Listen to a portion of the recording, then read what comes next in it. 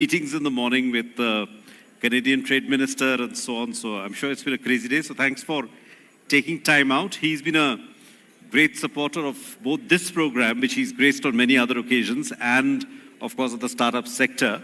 So I actually have a long list of questions, almost 10 or 12, but I'm going to ask only 3 or 4 because I know I'm standing between you and the dinner. I'll just ask so there have been many questions about startups, but I'll take a cue from one of our anchors who said that most or many startup founders were rather innocent about macro factors, whether it's Ukraine and fuel prices and so on. So I'll take a cue from that. I will ask a question on Ukraine also, but I want to ask first about first of all, congratulations on the emphatic victory of the BJP under the leadership of PM Modi in the recent elections. What are the wider lessons that this holds, particularly for the startup sector? Will it become, in terms of your programs like ease of doing business, Atmanirbharta and so on? Thank you, Bodhi, and my apologies to all of you, to all the award winners and all the participants of today's program. But I was torn between the Canadian minister with whom I've launched the free trade agreement negotiations yesterday after a long hiatus of many, many years. And we had meetings scheduled all through the morning. I was hoping to be able to make it in time for much before I could finally do it, but my sincerest apologies. One thing led to another, and the earliest I could come was now. Thank you very much for the gracious wishes on the election result. I see 2 messages, one for the startups. If you believe in yourself and you have the courage of conviction of what you are doing is right, the world will recognize it, the world will reward you for it. And for all the winners who got rewarded today, in some sense, is a victory of sorts, a recognition of the talent, recognition of the good work they've done.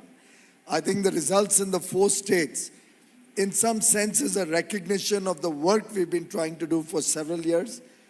The work Prime Minister Modi at the center and Mr. Yogi Adityanath in the state have been doing. And I think it's very rewarding, just like it is very rewarding for all our successful startups, the award winners. It's very rewarding to find the people appreciate what work you're doing. So in that sense, one big message that comes out is stay the course. You're going to have difficulties, you're going to have problems, you're going to have people opposing you, people belittling you, difficulties will come your way, you'll fail once, you'll succeed once. Stay the course, believe in yourself, success is going to be yours. And the message, second message for the country, for the ecosystem is that it re-energizes our own conviction on the path of reform, on the path of good governance, on the path of providing the necessary framework for innovation, for new ideas, encouraging our young boys and girls to be job creators rather than just run after government jobs. So in a sense, on the one hand, it's an endorsement. On the other hand, it vitalizes our energy to do more. So the Ukraine war has accelerated this trend that increasingly, the world of globalization is sort of the era of globalization from the early 90s, since the fall of the Berlin Wall, is kind of coming to an end. Supply chains are getting disaggregated. So I think this government, as driven by the PLI schemes, has been trying to build up an ecosystem for areas like semiconductors, electronics manufacturing, and so on. 5G technologies, for batteries for the new kinds of electric cars and so on. What are the opportunities that the startup sectors has in these areas? Well, every opportunity, every one of the sectors you said provides tons of opportunities. In fact, if you ask me, just like we converted COVID and the big crisis in a century, the biggest in the century, into an opportunity with many of our young boys and girls coming up with brilliant, innovative solutions to the problems of the day. To my mind, the disruption that we see in the world today, the demand for resilient supply chains that is evident, particularly amongst the rules-based democratic countries who really want transparency, who want who want to work in a very organized way and not be kind of vulnerable. We can find so many opportunities even in the current crisis that we are seeing in the world. A simple thing could be the supply chain logistics. India already was at a disadvantage on our logistics chain.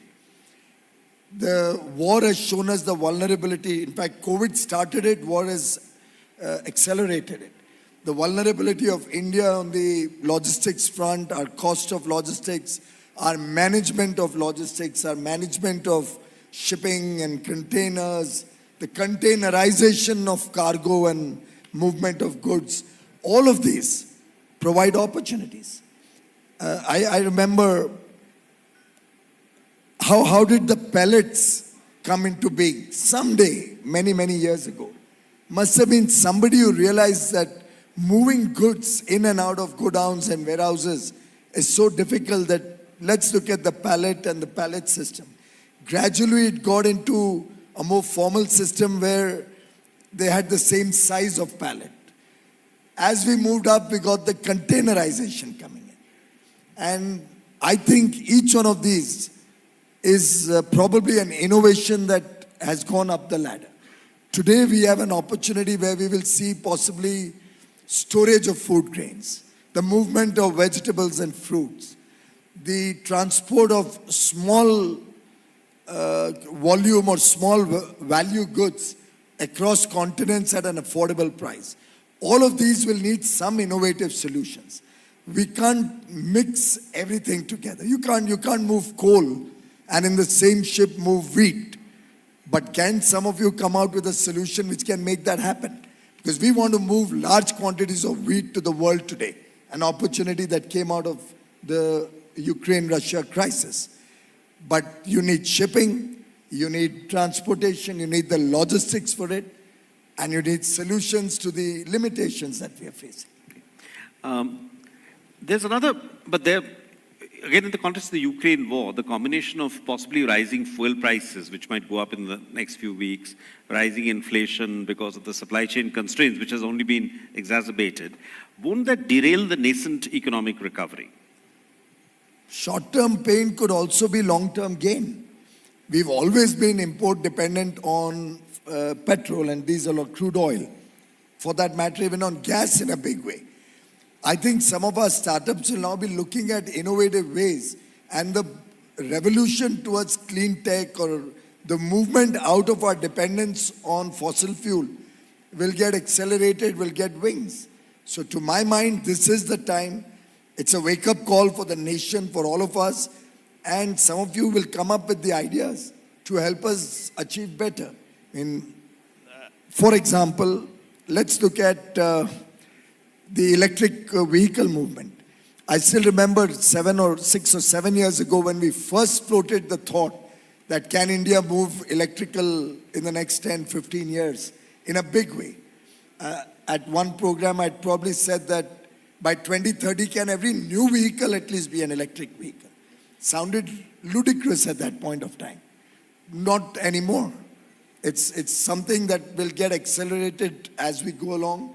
And if we can bring down our import dependence on crude oil, imagine the transformational impact it will have on India's journey to become a prosperous nation or to take prosperity to every single citizen of the country. So maybe the war is like a wake-up call for all of us. It's a wake-up call for us not to be dependent on the world on, let's say, edible oils and accelerate our oilseed mission. It's a wake-up call for us not to be dependent on the world for defense equipment. Can we have more and more of our innovators look at indigenization of defense? So it fits in so beautifully into the Make in India program, launched 8 years ago, into the Atmanirbhar Bharat initiative, an outcome of COVID-19. Everything seems to be collectively conspiring to help India in its growth objectives. Okay, two last quick questions. I think you said some time ago in a program that you sort of asked the big Indian companies to invest more in startups because founders were exiting and they were perhaps tempted by valuations. They were selling out to foreign investors. So has there been much of a response to that? Well, this is a tricky one. I'm damned if I say yes and I'm damned if I say no. But I'm an ambitious person, as many of you know, in terms of very, very aggressive target setting. And I believe that when you set aggressive targets, you get outstanding or extraordinary results. So I had set a very modest target to begin with. It was only $1 billion. I said, let's raise at least $1 billion of domestic capital. I don't know the exact outcome. Maybe our friends here, some of those who've been working with me on the Startup Advisory Council and who had taken it upon themselves that there'll be an outreach. Rajan had promised some effort. I think Oyo had actually put down 100 crores to begin with. But I think I'll also have to get into the act and start making a few phone calls, persuading a few people. But I think very easily, since the $1 billion target was nearly 6-7 months old, I think I'll have to reset the target. And once I reset that, then I'll have to get down onto the act. Just make sure you don't write any adverse articles about any efforts I do to raise domestic capital. But I do think we can easily raise 10 or 15 billion dollars, and to my mind, that should not go into the Series C or D or 3 or 4, whatever. It should be money dedicated, if possible, to the tier 2, 3, 4 cities and towns, particularly at the seed funding stage. Vedi, I hope you are listening. And I clearly feel that if we were to do that, and if we were to persuade the guys with the big bucks to put in some of that capital with a clawback or at a reasonable rate of return, we could actually get some of our young entrepreneurs own significant chunk of their company before they really get out into the public for listing or really are able to become a unicorn or grow out of the initial phases. Sadly, our young entrepreneurs with the brightest of brains land up getting very small piece of the pie by the time they really grow into something big. And that is what I was hoping that we'll be able to change with the collective effort of everybody. So for all of you winners here, for many of you who are unicorns here, I had suggested just 1%. Currently, our market cap of just the 92 unicorns that we have today is about $350 odd billion, just the 92 unicorns. Imagine if all of them collectively, and I hope some of the foreign funds here who are here won't mind it, but if all of these unicorns or the promoters of that were to look at maybe 1% or 0.5% also being dedicated to the weakest link in the chain with a clawback on very, very low return or reasonably low return, it could actually transform the young boys and girls. After all, look, Oyo came out of Odisha. Paytm came out also of Odisha. I didn't know Odisha could, and these are some of our earliest ones. If you want to go back in history, Vedanta started his career from Bihar. So there are brilliant minds in India, in the remotest parts of India. And I'd love to see a couple of unicorns come out from the Northeast. I'd like to see a unicorn from Rameshwaram down south or Kanyakumari. I'd like to see a couple of unicorns from Jammu Kashmir. He may find a solution to really transport apples all over the world. I don't know what he could do. So many possibilities. I'm sitting in Bangalore and driving to this place, and as soon as I land, I see 1 hour, 20 minutes on the Google map. Why did I have to go to the Google map? Why doesn't one of our Indian startup give me an opportunity to get onto his map? And now that we've opened up data to all of you, the maps and all of that, all of this were restrictive policies of so many years which Mr. Modi is opening up consistently. I would have loved to go onto a map from an Indian company. I'd love to see, since I come from Mumbai, and so do you, we both in Mumbai and all the Bangaloreans here, faced tremendous traffic jams. Now, fortunately, we have a few flyovers both in Mumbai and Bangalore, but that's not enough. And I remember for the last donkey's years, I think 10, 15 years, I've been wondering why we can't have a helicopter on top, particularly in peak hours, monitoring where the bottleneck is and kind of easing the traffic maybe 10 kilometers away, considering the bottleneck far away. That time I remember when I gave that idea, somebody said, how the hell will it work in evening hours, which is the peak hours? But now with drone technologies, I think one of you can come up with a very, very simple, efficient solution. And I wouldn't have had to take over an hour to come over here. That drone would have told the cops or told the system that if we ease the signal maybe at the Palace Road, I would have saved 30 minutes. I don't know, something of that sort. So it's just that our young boys and girls have huge ideas, tremendous innovative skills. They are willing to disrupt existing way of working. And I assure you, the government is listening. And the government wants to be a facilitator to make your ideas happen. And our doors are open 24/7. Some of you may have experienced it. I'll invite the rest of you to try and experience it in the future. Okay, I'm going to ask one last question. You said you were an aggressive person. So the Ministry of Consumer Affairs came up with these draft rules, which some might have found aggressive, some might have supported it. So where are we in terms of the implementation of the draft rules? It's safer to attend the National Startup Awards function than the ET Awards function. But I love to come here. I promise you, there was every reason today to cancel coming here. But I just wanted to come and just be here to meet and get the energy in this room that you provide. And in a way, that's exactly the situation with the e-commerce rules. We did come out with the e-commerce rules, and I'm glad that we did because I like to have public consultation also. It threw up a lot of new ideas, new thoughts, some limitations in those rules, and some food for thought for all of us in government and bureaucracy. And we're working closely between the Industry Ministry, the Consumer Affairs Ministry, and the Commerce Department in the Commerce and Industry Ministry because they also have an implicit interest for the export potential that will come in with digitalization. So within the three, we are looking at how we can make rules for an organized marketplace model, for an organized regular e-commerce model, how the platform will be differentiated from the regular, literally like the multi-brand retail model, keeping in mind the FDI rules as they are today without tinkering with it, respecting those FDI rules and getting them implemented on the ground. And different ideas are continuously being floated. We have not yet made up our mind what's the best route forward. Do we need a new e-commerce act like many countries have? Do we need to kind of make very benign rules, or do we need to have stricter rules?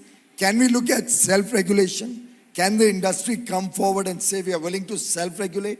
So the interference from the government is minimum and people are willing to stick by the rules, stay within the ambit and spirit of the law rather than trying to find deep valuations out of brilliant interpretation of the law. So I think these are all things that we are still grappling with. Thank you. Thank you. Please don't play out the aggressive part too much. Of course not. Thank you so much. So I think I would have loved to ask you some more questions, but I think it's been a long evening. So thank you once again for taking out time and to be with us. May I now request the anchor, Suresh, to close the program and thank you. All right. Thank you, Bodhi. Mr. Goyal, we're going to ask you to stay on stage for another minute or so. Like I told you, Mr. Piyush Goyal has been with us for every single ET Startup Award since its inception. Thank you for being with us, sir. May I now invite all of today's winners with your trophies to come on stage for our final photo op. All winners with your trophies, please do come up on stage.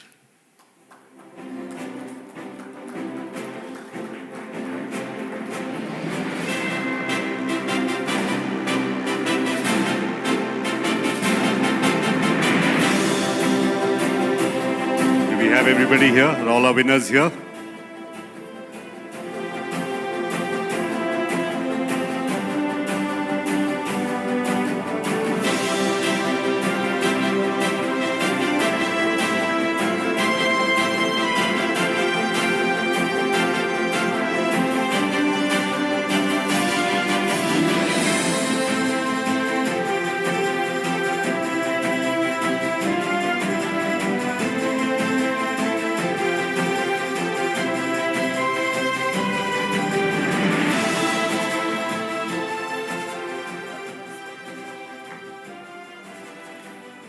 All right, ladies and gentlemen, that brings us to the end of the ET Startup Awards 2022. Minister, I'm sorry to cut you off in between.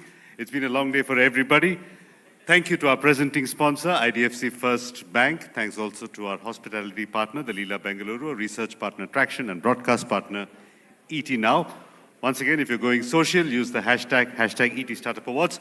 Please also do visit the IDFC First Bank calligraphy booth. They'll click your photo, convert it into a calligraphic image for you to keep as a memento of this evening, so please don't miss that. So please join us now for cocktails and dinner. Thank you and see you next year.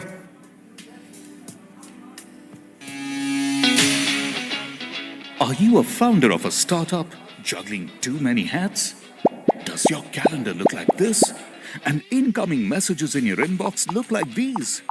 You have calls that never end and 1,000 tasks to complete every day. Oh, but wait, you've also got bills to clear, salaries to pay, and minimum balances to maintain at your bank. Not to mention that check you need to deposit.